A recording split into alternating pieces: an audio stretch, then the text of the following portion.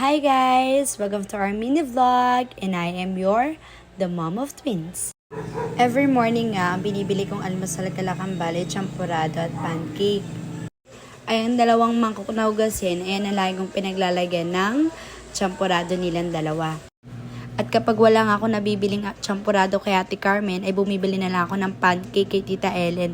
Or kapag wala na naman, kay Taho, hintayin ko at bibili ako ng suman. Ayan lang ang madalas sa gustong almusal ni Kambal. Kayo sis, ano bang madalas na pinapaalmusal nyo sa mga bagets ninyo? Babalik tayo sa paghuhugas ko. Ako nakagisnan ko na hindi ako natutulog na may hugasin. Kasi masipag ako. Charot. Binababara ko ng tubig yung kaldero namin kasi every time na nagsasaing ako, hindi natin may iwasan may tutong.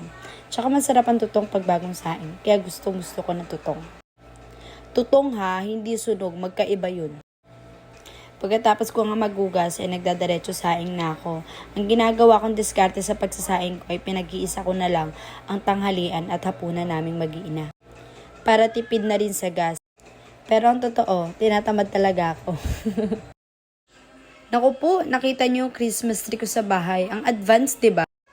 Habang nagsasaing nga ako ay pinagpatuloy ko yung paggawa ko ng assignment ni Kambal.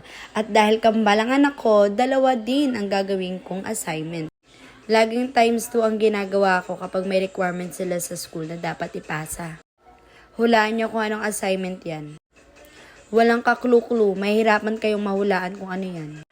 After kong nga lagyan ng bilog-bilog yung kay Adira ay inutusan ko siyang koloran yan. Ang gusto ko kasi, every time na gumagawa ko ng assignment nila, teamwork kami. Gusto ko may participation sila lagi para natututo din sila. At alam nila kung ano yung assignment nilang dalawa. At para nakikita ng mga teacher nila na sila yung gumagawa ng assignment nila, hindi yung mama. Kasi pag maganda, mama, yung pagpangit, bata. Hello guys! Ito na po ang assignment namin. At natapos na namin dahil ano na kami ang kapatid namin. Sige nga, tignan nyo kung matibay yung gawa ni mama. Sana tumagal hanggang Monday, ano? Opo. Sige. Kung sino ang mas marami, siya ang Panalo. winner. Okay. O, go. Konti, hindi Ano parusa pag talo? talo. Pipitik sa kami. Masakit sa ulo. O, ilang pitik sa kamay? Ang ilan na konti dito. Okay. O, go. Huwag kasi ganun. Ay, is madami sa akin sa'yo, konti. Kasi nang talo. Ako. Siya. Ay, ilang pipitik mo kay ate? 3 kasi 3 ito. 1. Ay, ganta. Ganta. Papila yung kapatid mo. 1, 2, 3. Okay. Yes, go. Another round. Dahan naman kasi ganun lang mo sa saigla. O, patingin. Anong number? Ito.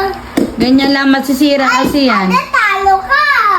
Ano? O, hindi mo pa iniikot. Ulit. Ma, iniikot ko na. Sige. Okay na, kamay mo.